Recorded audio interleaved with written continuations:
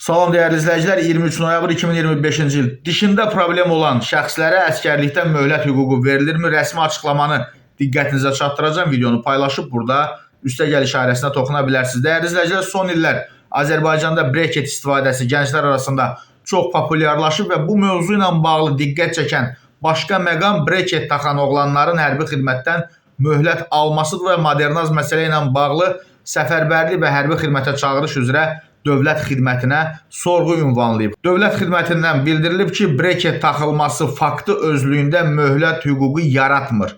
Möhlət yalnız müəyyən tibbi göstəricilər əsasında tətbiq olunur. Həzm orqanlarının xəstəlikləri üzrə çağırışçılar çənə anomaliyalarının breketlə müalicəsi zamanı ortoqnatik dişlən vəziyyətdədirsə, onların tibbi şəhadətləndirilməsi yalnız bir dəfə Azərbaycan Respublikası Nazirlər Kabinetinin 29 fevral 2008-ci il tarixli 59 nömrəli qərarı ilə təsdiq edilmiş hərbi həkim ekspertizası haqqında əsasnamənin xəstəliklər cədvəlinin 51D maddəsinin 1-ci qrafasına əsasən hərbi xidmətə müvəqqəti yararsız hesab edilirlər deyə məlumatda bildirilir.